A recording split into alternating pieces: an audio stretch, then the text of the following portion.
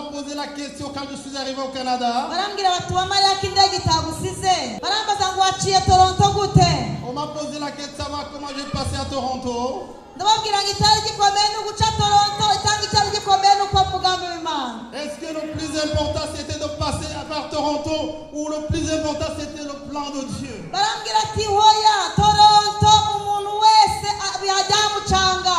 On a dit Toronto, oui, quand on passe par Toronto, on est vraiment confus, c'est difficile. Et c'est la première fois que tu fais un voyage comme ceci. Que Dieu vous bénisse abondamment. Et je vais vous transmettre les salutations. Ça c'est la 7e province dans laquelle j'ai visité. Je suis allé, on m'a transmis les salutations. Recevez les salutations des frères. Il y a d'autres salutations spéciales que je vais donner. 59%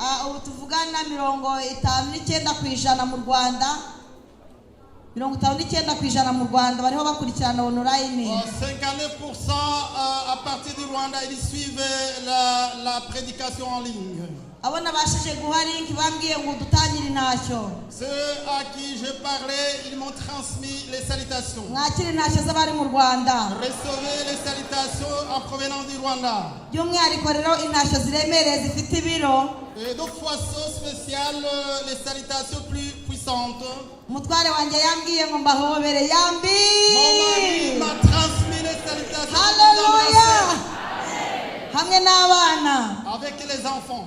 Recevez leurs salutations dans le nom de Jésus. Nous allons partager la parole de Dieu. Je vais demander les musiciens de mettre le chant que je leur ai demandé de mettre. Et puis tous ensemble, nous allons nous lever pour chanter ensemble.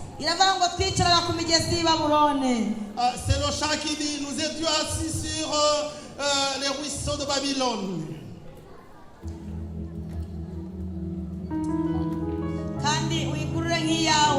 Et puis il faut que ce chant soit à toi.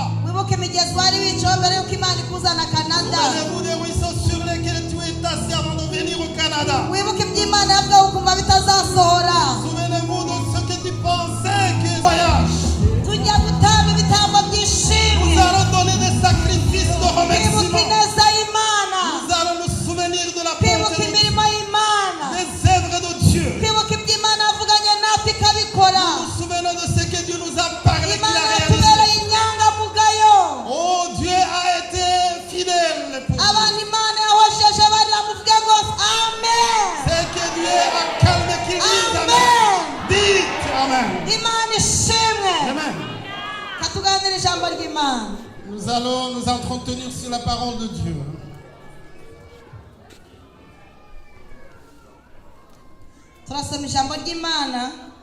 Nous allons lire la parole de Dieu dans 1 Samuel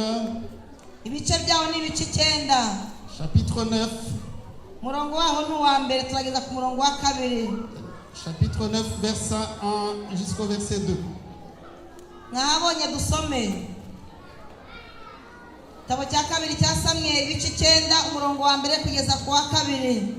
2 Samuel 9, 1 à 2. Haranditse ngo Bukeye Dawidi arabaza ati hari uwasigaye wo mu muryango wa Sawuli ngo mugirire neza ku bwa Yonatani. 2 kandi mu nzu ya Sawuli hari umugaragu we witwa Siba, baramuhamagara ngo yitabe Dawidi umwami. Aramubaza ati mbese ni wowe Siba? Nawe ati ni nje umugaragu wawe. Tugeze kuri 3 nacyo. On va arriver au verset 3. Umwami aramubaza ati harya nta ukiriho wo mu nzu ya Sawuli ngo mugirire imbabazi z'Imana? Siba asubiza umwami ati haracyari umwana wa Yonatani umugaye ibirenge. Kuri 4. umwami aramubaza ati abahe Siba basubiza umwami ati aba mu rugo rwa Makiri mwene Amiyeli i Lodebari Imana idufashe. Je vais lire en français. Au verset 1, il est dit, verset 9, verset 1, il est dit, David dit, reste encore quelqu'un de la famille de Saül pour qu'il juge de bienveillance envers lui à cause de Jonathan. Il y avait un serviteur de la maison de Saül nommé Tsiba que l'on vit venir auprès de David. Le roi lui dit, es-tu Tsiba? Et il répondit, je le suis moi ton serviteur. Le roi dit, n'y a-t-il personne de la famille de Saül pour que juge envers lui de la bienveillance de Dieu? Et Tsiba répondit au roi, il y a encore un fils de Jonathan, Persius des pieds. Le roi lui dit, où est-il? Et Tsiba répondit au roi, il est dans la maison de Makir, fils de Amiel à Lodebar. Amen. Nous allons aussi lire la parole dans lui. Chapitre 19. Verset 1.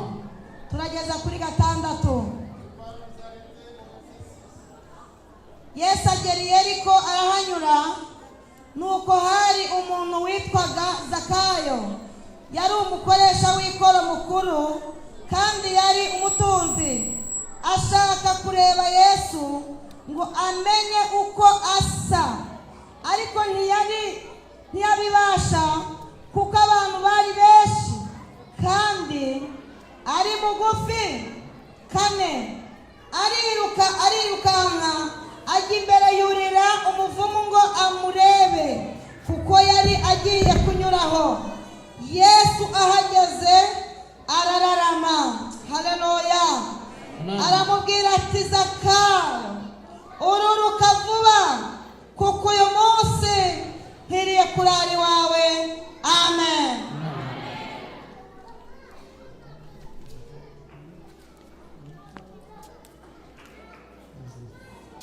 Je vais lire en français Luc 19, du premier verset au verset 4. Luc 19, premier au quatrième verset. Je vais lire dans le nom de Jésus. Jésus entrant dans Jéricho et traversait la ville. Alors un homme du nom de Zachée, qui était chef des péagers et qui était riche, cherchait à voir qui était Jésus. Mais il ne le pouvait pas à cause de la foule, car il était de petite taille. Il courut en avant et monta sur un sycomore pour le voir, parce qu'il devait passer par là. Lorsque Jésus fut arrivé à cet endroit, il leva les yeux et lui dit, Zachée, hâte-toi de descendre, car il faut que je demeure aujourd'hui dans ta maison. Zachée se hâta de descendre et le récit avec joie. Amen. Amen. Je remercie Dieu. Je remercie Jésus parce qu'il m'a donné la faveur. Vous savez, ici au Canada, les choses ne sont pas faciles. Même si on dit qu'au Canada, les choses sont difficiles, toutes choses, si Dieu n'est pas là-dedans, c'est difficile. Je remercie parce que Jésus m'a donné le visa de venir au Canada en tant qu'évangéliste. Et il est venu avec moi. On m'a posé la question quand je suis arrivé au Canada. On a dit, Wamaria, l'avion ne t'a pas laissé. On m'a posé la question de savoir comment je vais passer à Toronto.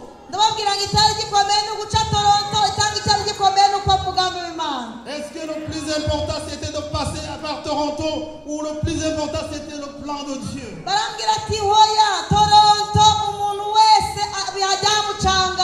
On a dit Toronto, oui, quand on passe par Toronto, on est vraiment confus, c'est difficile. Et c'est la première fois que tu fais un voyage comme ceci. Et je leur dis, je suis venu avec Jésus-Christ. Et Et parce que je suis venu avec lui, nabonye hari aho n'abanyagihugu bibananira et puis je vis que les gens, même les gens du pays, ils ont de la difficulté.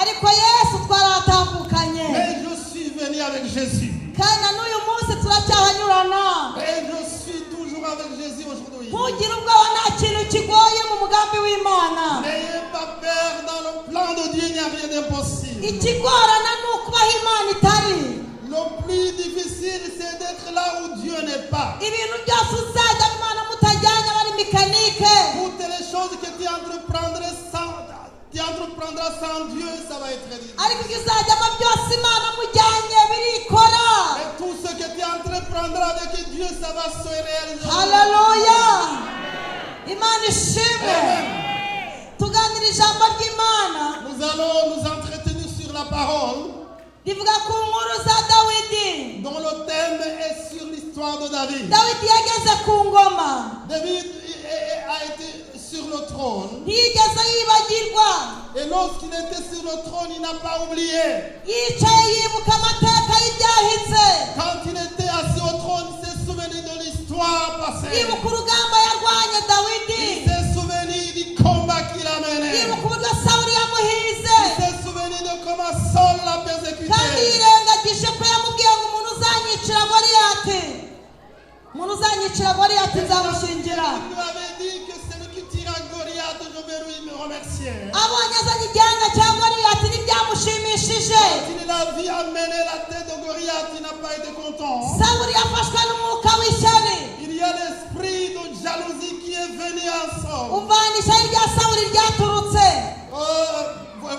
Écoutez d'où est venue la jalousie de Saul. amaze gushyikira igihanga cya goriyati Quand il a saisi la tête de Goliath, abagore bamugiye imbere il y a des femmes qui sont allées au-devant de lui. baririmba dawidi Ils ont commencé à glorifier David. baravuga bati sawuli yishe Il igihumbi a dit Saul a tué des milliers. ariko dawidi yishe inzovu Mais David a tué des dizaines de sawuli milliers. bati ni gute bamamaza uyu muturage Alors Saul, il a dit comment est-ce que tu glorifies cet arwanya homme? intambara rimwe gusa none bavuze ngo yishe igihumbi Il a combattu une seule fois et tu dis qu'il a tué des dizaines sawuli aravuga ngo de milliers. ntabwo uzambanaho Et Saul a dit tu ne vivras pas. ariko ntacyo ari gutwara dawidi yari ari mu mugambi w'imana Mais quand haleluya c'est dans le plan de Dieu, ntugire ubwoba uri mu mugambi w'imana n'aie pas peur parce que tu es dans le plan de icyo Dieu. imana igambiriye kuri kiruta cyane icy'isi kugambiriraho Tout ce que Dieu a planifié pour toi, il l'accomplit. kandi imana yazanywe no kubangamira kukubangamira Et Dieu est venu pour mettre de côté ceux qui sont des hommes. niwongera kugira ubwoba bw'iminsi N'aie pas peur des jours.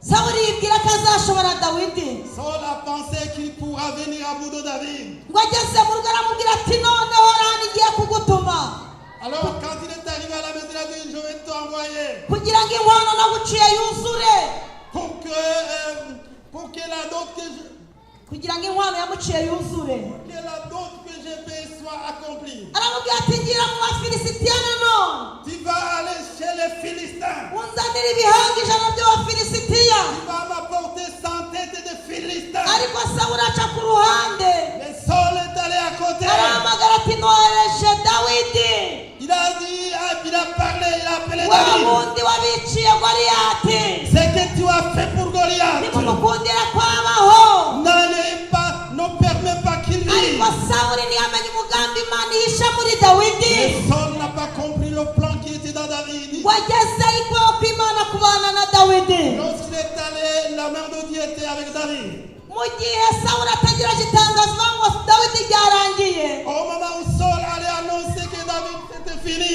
nagiye kubona abona dawidi azanye ibihanga 200 il a vu David amener 200 têtes. aba ati ngewe waciye ijana ndakuzanira 200 Il lui a dit, tu m'as demandé 100, mais je t'amène 200. ndashaka abantu mwese musinzire mukawuka mukumva Je vais vous demander, vous tous qui sommeillez, de vous réveiller afin d'écouter la parole. ndi kubabwira amagambo asinzirije ko Est-ce que je vous parle des paroles qui vous ensommeillent? umuntu usinzira ndaza muhagurutse murebe mumwerekane mu iteraniro Oui, celui qui sommeille, je vais le mettre debout ici dans l'assemblée. hano harimo ubuhanuzi bwawe Il y a vraiment une prophétie pour toi. niba udashaka no kumutegera amatwi Si tu ne veux pas écouter la prophétie, usohoke ntusinzize aho mwicaranye tu pourrais sortir pour ne pas endormir dayimoni d'autres. w'ibitotsi yafashe umwe ahita afata n'uwo begeranye dayimoni w'ibitotsi Vous yafashe umwe allez afata n'uwo aider ceux begeranye qui sont à côté de vous. gira uwo mwicaranye ngo wisinzire Tu vas dire à ton voisin, ne Oui, sommeille Cynthia. pas, ne sommeille pas. ibuka ya minsi wicaye ku karago Souvenez-vous de ces jours où tu étais utegereje ko assis. imana ikumwakura Tu avais besoin que Dieu utegereje ko te... imana avuganye nawe isoza ibyo yavuze Dieu veut accomplir ce qu'il t'a parlé. warimbaga yakora asivuga ngo minisiteri karago ni y'abana b'imana we Il y a un chat qui dit, le ministère de la natte, c'est pour les enfants de ukajya Dieu. mu ndirimbo zo mu gitabo uzaza ryari mucunguze aya makubu y'amareho Tu viendras quand un sauveur ibyaremwe pour byose nous, twishime afin que toute la création puisse se réjouir. icyamukaza udatinze Si tu venais, none yaraje uricara mu nzu y'imana ugasinzira tu es assis dans la maison de Dieu. Tu vas ntabwo dormir. wasinzirana Non, tu ne pourras pas dormir avec moi. nusinzira ndamanuka zo kureba Si tu sommeilles, je viens te chercher. ujya musinzira iwanyu Tu vas t'endormir à la maison. ibaze waje hano ugatahana ibitotsi Imaginez si tu es venu ici, tu vas partir avec le sommeil. nubwo nanubwira ibitotsi ngo wabitotsi yewe ndekuye gatoya Tu dis, wabitotsi yewe ndekuye ngiye kwakira ubuhanuzi bwanjye il faut que le sommeil puisse vraiment attendre pour que tu reçoives ma prophétie. ngo nuko sawuli ngo abone dawidi azanye ibyo yamutumye yamurengerejeho Quand il a dit que David a mené ce qu'il lui avait confié de demander, abona ntacyo gikoze akora inama yo kugambanira dawidi il a pris la résolution de faire un complot contre David. kandi yonatani yari ahicaye Et Jonathan était là-bas. kandi yonatani n'umuhungu wa sawuli Et Jonathan est le fils de Saul. niwe se yarwaniraga kugira ngo azamuhe ubwami C'est lui pour laquelle Saul avait combattu pour lui donner le trône. ngo yonatani aravuga ngo hoya Il a dit non. abigambira mu mutima Il a planifié dans son cœur. aravuga ati data ndamuzi sinamubwira ko atari byo Il a dit, je connais mon père, je ne veux pas lui ariko dire. ndatabara dawidi ntabwo apfa nyiriwe yonatani Mais je vais protéger David pour qu'il ne soit pas haleluya Amen. umugambi w'imana Le plan de Dieu. yonatani aramwegera Jonathan s'est approché de lui. data hari inama yigiriye Il a dit, mon père, il a eu un plan n'abo bahuje akazi avec les gens. bagambira kukugirira nabi Ils ont planifié pour te faire mal. ariko nanjye nkubera ijisho Et moi, j'étais l'œil pour toi. naca iburyo nzajya nca ibumoso Si nkubwira passe à ahagiye gauche, passer à droite. Si passer à wowe droite, ujya passer à ufasha gauche. wumva amarenga cyane wumva amarenga cyane Tu dois comprendre les récits. nintera ibuye imbere Si je lance la pierre en avant, ujya uhita uhungira inyuma tu vas passer en arrière. sawuli ahinga dawidi cyane Saul a cherché David beaucoup. ariko imana ntiyamutanze Mais Dieu ne l'a pas donné. hari n'aho dawidi yafashe sawuli ari mu mwobo mu buvumo Il y a un moment où David a saisi Saul dans une fosse. abari kumwe na dawidi baramubwira ngo imana wasenze Ceux qui étaient avec David lui dit, le Dieu dore qui a prié. itugabije umwanzi wawe Eh, imugabije umwanzi we alors il va te livrer entre ntumukundira les ko mains. abaho Tu ne dois pas le permettre de vivre. ngo ariko dawidi aravuga ngo biragatsindwa David a dit qu'il ne soit pas ainsi. kumena amaraso wasutsweho amavuta Je ne n'imana vais pas verser le sang de celui qui a eu l'onction de Dieu. umuntu ufite ubugwaneza Celui qui a la bonté. umuntu utegereje imana utegereje imana Celui qui attend le Dieu. ntabwo yirwanirira Il ne combat pas de sa propre ategereza force. imana yavuganiye nawe Il attend là où Dieu lui a parlé. akaba muri ya ndirimbo ivuga ngo Il va être dans le chant qui dit, azaza nazati il viendra, il ne tardera pas. azaza nazati Il viendra, il ne tardera pas. kuko yabisezeranye nawe azaza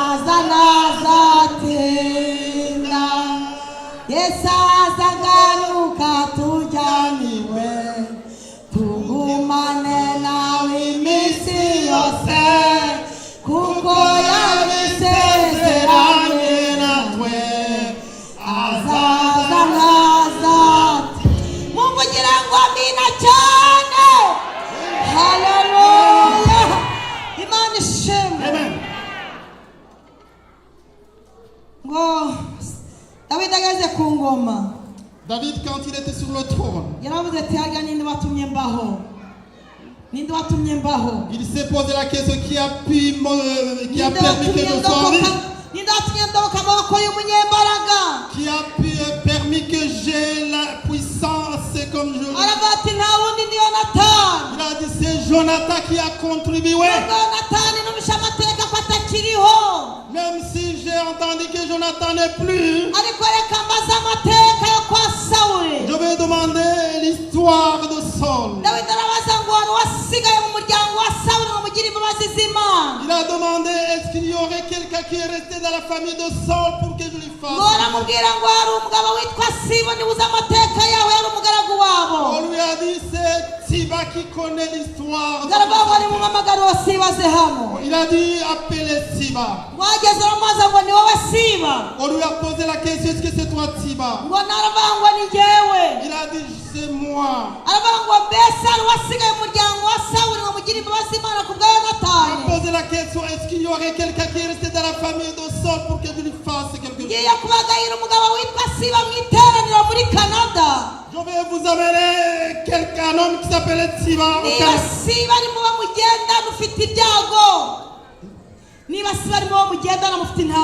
Si tu es avec Siba et que tu as des problèmes,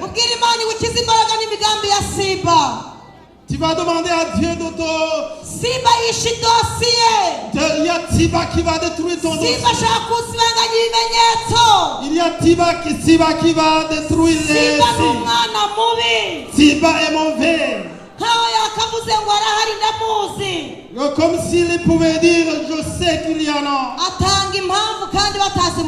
Il a donné la raison alors qu'on ne lui a pas demandé. Il a dit il y a quelqu'un de ses enfants qui est resté. Mais cet enfant il est paralysé.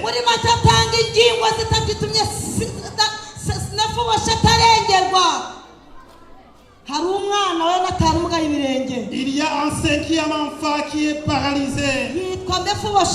Il s'appelle Mephibosheth. Il habite à Rodeba, dans la maison de Maki, le fils de Amiel.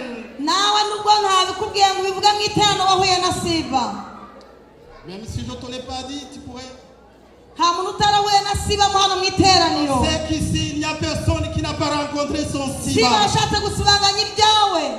Tu pourrais dire lorsqu'il y a des problèmes en disant c'est mes problèmes. Même si Siba t'a parlé à mal, attends le plan de Dieu. Car Dieu a dit qu'il va te protéger. Je vais vous dire que Dieu ne demande pas à l'autre l'histoire d'un homme. Dieu sait que nous sommes faibles. Parce que s'il y a quelqu'un il pourrait te parler à mal. Car David s'est souvenu de la bonté de Jonathan. Son histoire pouvait être oubliée. Mais parce qu'il s'est souvenu de la bonté de Dieu. Il a dit moi je vais faire du bien à celui qui m'a fait du bien même s'il n'est plus.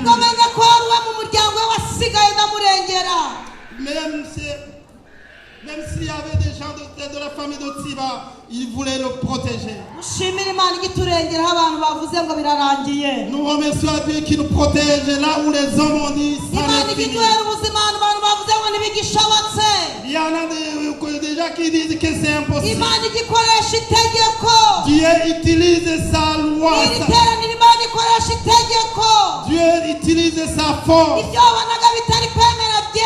Tout ce que tu vois que c'est impossible, ça va être impossible. qui n'est pas, qu'on ne peut pas couper, Dieu va le couper. kandi uburyo nabikwasamo Imana ije kubifunga iminwa. Et ceux qui ouvrent la bouche, Dieu va les fermer. rwa rusaku wumvaga rw'amajwi Imana iragiye kuruhagarika. Le bruit que tu entends, Dieu va le faire arrêter.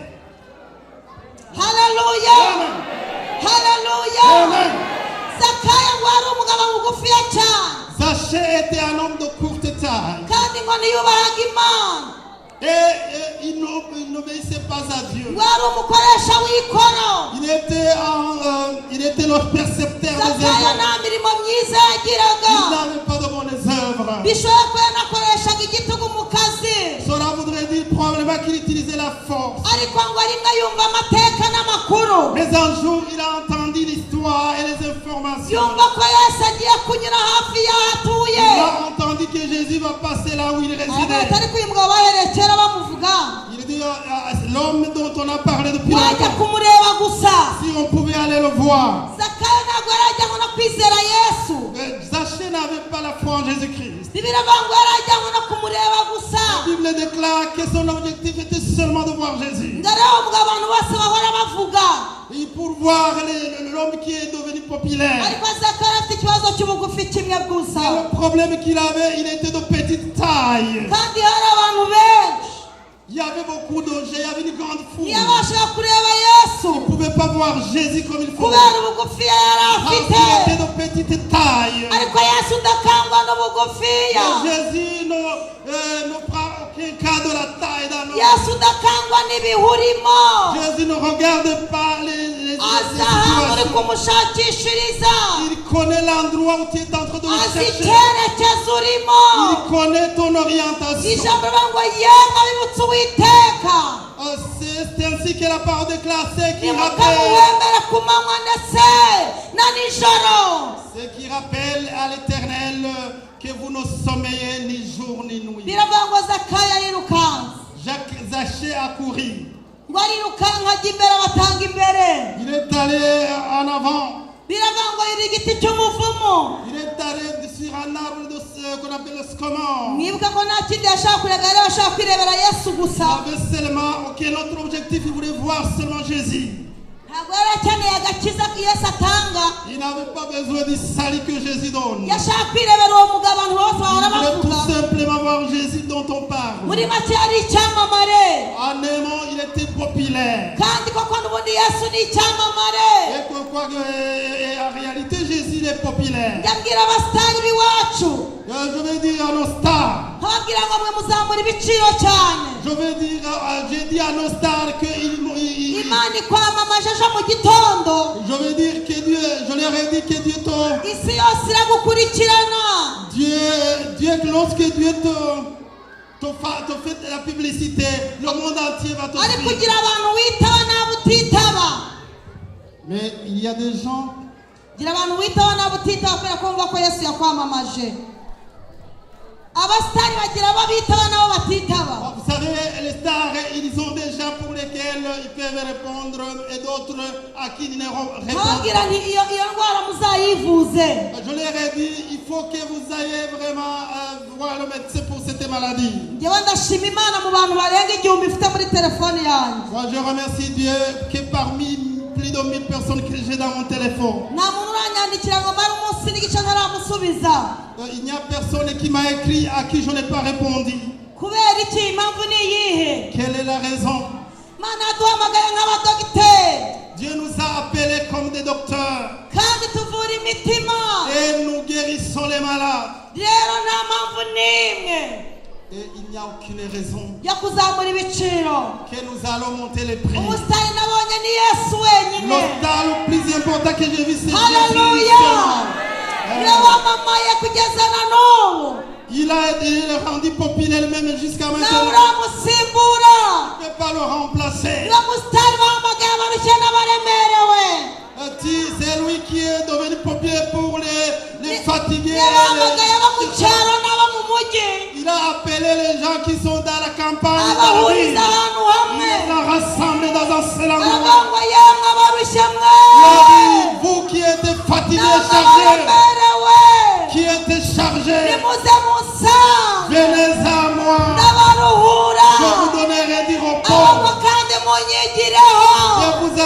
tu Dieu sur moi. Car je suis plein de bonté. Et je suis juste. Hallelujah. Hallelujah. Amen. Imana ishimwe. Amen. Yesu kuko atareba nk'abantu. Jésus ne regarde pas comme les hommes. Ahita amenya uko uyu mugabo ameze Zakayo. Il a compris comment était Zachée. Ngo ageze munsi y'igiti cy'umuvumo. Quand il était sous l'arbre du sycomore. Ariko Yesu n'umugabo ati mukomere amashyi. Applaudissons Jésus. Applaudissons le Seigneur. Reka mbabwire amateka y'umugabo. Je vais vous dire l'histoire de cet homme. Umugabo mvuga mu mazina yombi nkamubwira ngo ndakwemera. Ce Dieu dont j'appelle par tous les noms lui disait j'ai confiance en toi. Uri abagore turafuha. Vous savez, les hommes, les femmes, nous sommes jalouses. Twebwe niyo dufite turabyerekana. Et si nous sommes jalouses, nous le montrons. Noneho abagabo hari ukuntu bafuha bakajya bagenda batavuga. Et puis, notre femme, des fois, il marche sans parler. Kabona yagufuye ntavuge. Iti mutavuga nkatwe. Les hommes, même s'ils sont jaloux, ils ne parlent pas comme nous. Ariko uyu mugabo Yesu. Et même cet homme Jésus, Hari ukuntu njya kuririmbira. il y a une façon dont je chante Umugabo wanjye turi kumwe. avec mon mari. Ntamwanicara ndirimbire Yesu. Je lui dis, assis-toi, je vais chanter à Ntamwani fata Jésus. ibyuma ucurange. Je vais lui prendre les instruments et Abagabo je... bashaka kuvuga neza. Il y a un homme à qui je vais parler. Akambwira ati ngo kuvuge nanjye ndagushyigikiye. Alors il va dire, oui, parle, je te Uwo mugabo soutiens. akunda aryoshye. Oh, cet homme, il est beau. Amen. N'umugabo wamara inguma. Oh, c'est un homme qui bande les Kandi plaies. iyo mari si imbere n'inyuma.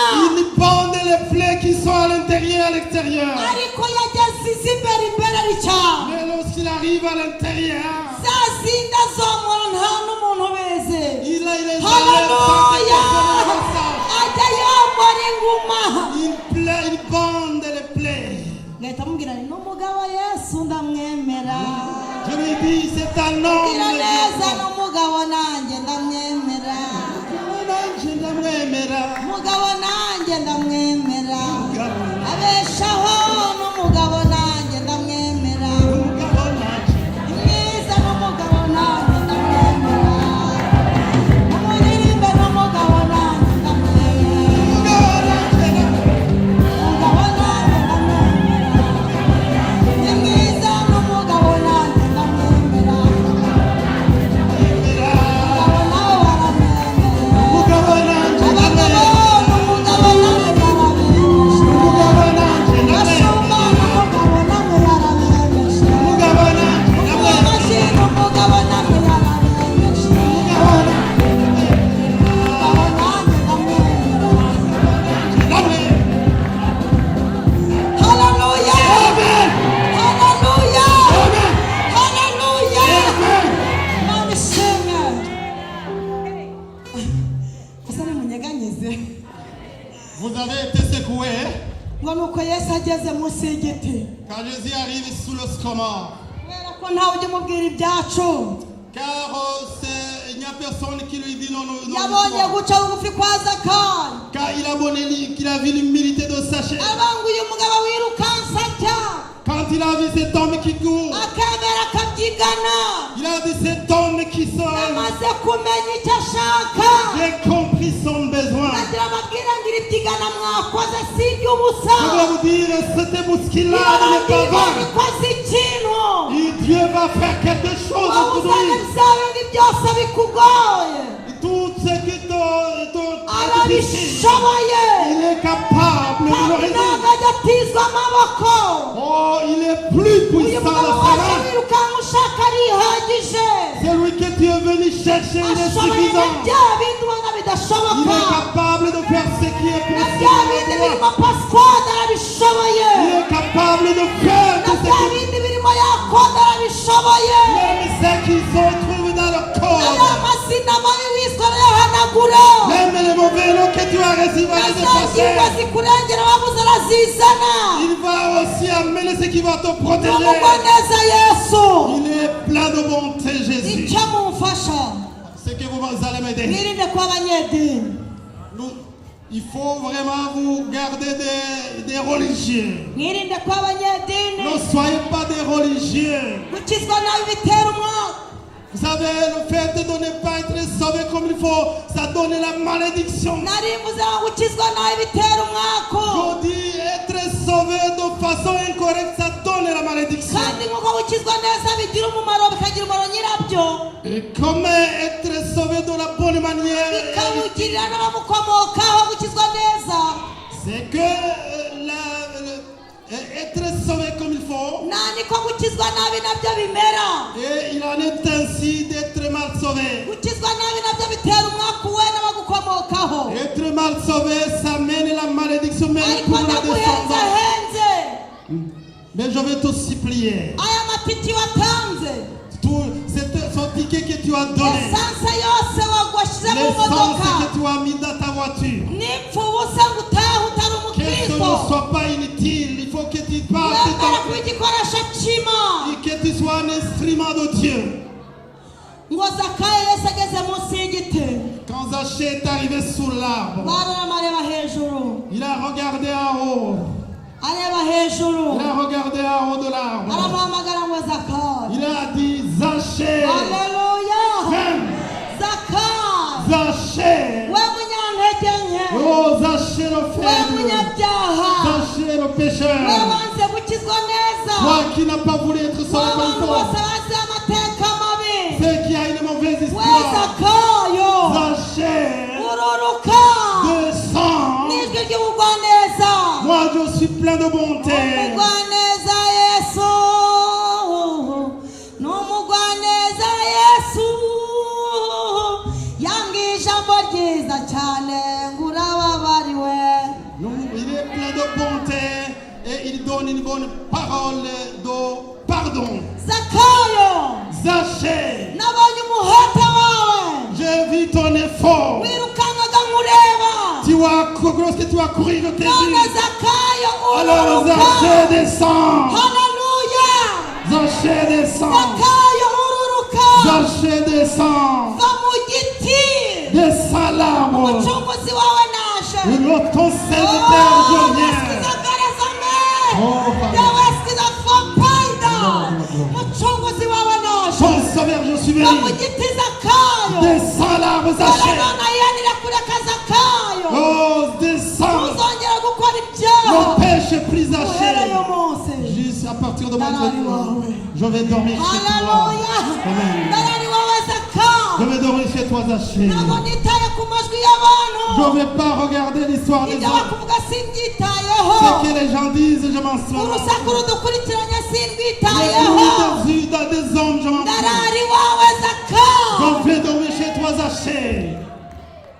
reka gutinya ibiza kubaho imana irakurinda N'aie pas peur de ce qui arrivera à toi. Dieu, il te connaît. imana gusa imana irakurinda Crois à ton Dieu seulement. imana irakurinda Dieu va te protéger. iminsi yose mu nzira ucamo Tous les jours dans le chemin où tu passes. iraguhaza amahoro Il va te remplir de sa paix. irakurinda Dieu te protégera.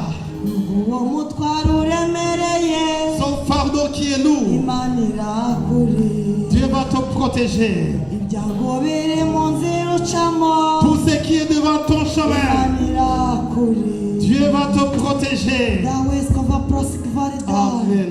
haleluya Amen.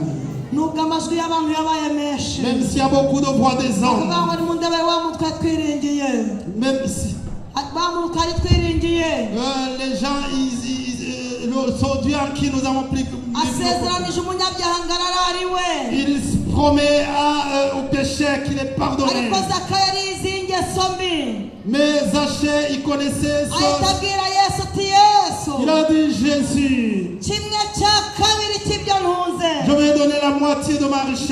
nemeye kuyiha abakene Je bataravuga vais donner aux pauvres. abango kandi Et en plus, uhereye umunsi à partir de maintenant, abanambuye ndabishyura inshuro enye tout ce que j'ai dit, tout ce que j'ai volé, je vais rembourser 4 fois.